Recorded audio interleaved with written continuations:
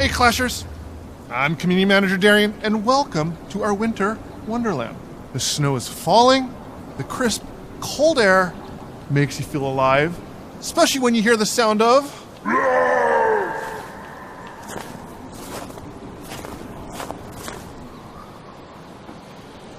Hi, I'm Game Lead Ano.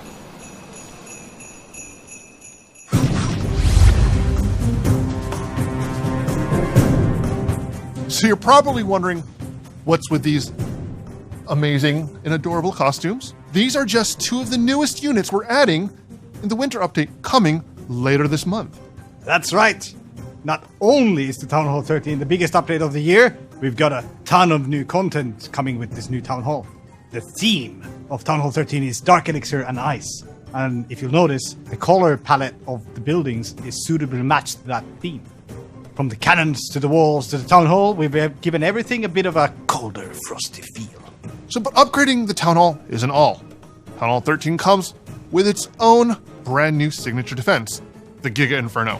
So like the Giga Tesla, the Giga Inferno is the biggest sibling of the Inferno Tower family of defenses and can be upgraded several levels. Each new level increases its effectiveness, and when it reaches its max level, it explodes in a freezing hang on. That's not true. When it reaches the max level, it already explodes before the max level. Okay. Technical note, if you like the Grand Warden and Eternal Tome ability, it won't protect you from the freezing blast. It will protect you from the damage, but not the blast.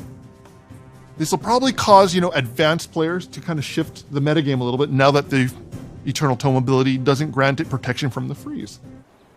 Yes.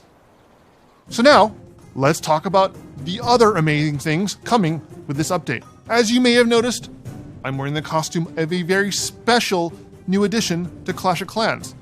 We are excited to introduce the first brand new hero since 2015, the Royal Champion. So the Royal Champion is a brand new hero whose fearless tenacity and fierce aggression is sure to rain destruction down on her foes. Hailing from the frosty lands of Town Hall 13, she's leveled using Dark Elixir. But not only does her spear mercilessly clear through troops and buildings alike, her Seeking Shield ability allows her to throw her shield. So the shield will target several defenses and will deal significant amounts of damage to a number of targets regardless of range. And as you may have guessed, we're also introducing another new troop that unlocks at Town Hall 12. The Yeti. The Yeti is a powerhouse of a unit that brings a new, interesting mechanic to your offensive and defensive strategies. On his back,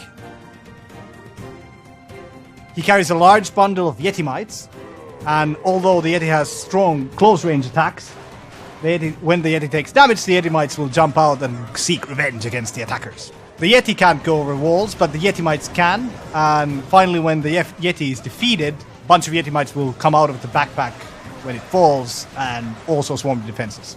So that explains why Ano is dressed like a giant free I blueberry. wonder who wrote this script. I blame the writers. I claim no credit. So of course, we also had to introduce a brand new siege machine in the update for those who reached Town Hall 13. The all-new Siege Barracks is an entirely new kind of siege machine.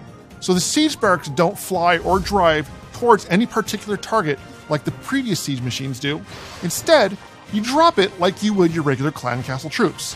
The barracks will gracefully parachute down from the sky, and, like a circus car full of clowns all cramped together, the barracks will begin to deploy its payload. But here's the twist in Siege Barracks. You don't actually need to have clan castle troops inside it to actually get it to deploy troops. It has troops of its own. And when you deploy it, there's a hit point bar, and the hit point bar will start ticking down, and the barracks will release its pre-selected troops. And finally, when it gets destroyed, then the clan castle troops will come out. You can also deploy clan castle troops whenever you want by tapping the button again. We've got one last new unit coming with the Town Hall 13 update, a brand new defense, the Scattershot. So the Scattershot is a defense that does exactly what the name describes. It launches projectiles that break apart after hitting the target it's aiming at. The fragmented shrapnel will then do a cone-shaped blast damage that will deal additional damage to the units behind the initial target, kind of similar to like a shotgun. The scatter shot hits both air and ground targets. Nothing is safe from its attacks. So apart from these exciting new units, we've got a bunch of other brand new stuff you'll be able to upgrade in the update as well. So several buildings will be receiving upgrade levels for your Town Hall 13. Also, multiple troops will get new levels once your lab is fully upgraded. We also know you've been dying to see what the brand new walls look like for Town Hall 13, so feast your eyes on these beauties. So if you haven't already noticed, the new defense levels and walls are all thematically matched with the aesthetics of Town Hall 13. We've also got a bunch of new quality of life improvements, like additional tweaks we're making to the clan recruitment tool that we announced last week. We are making a small tweak that people have been asking for. It will now be possible to move decorations to the side of the village where there's this tiny little grass patch. Obstacles can currently spawn there, but decorations you haven't been able to place there. Now you will be able to do that. And there are a bunch of other quality of life improvements that are coming with this update. So make sure when the update is released, you read the patch notes for the full details.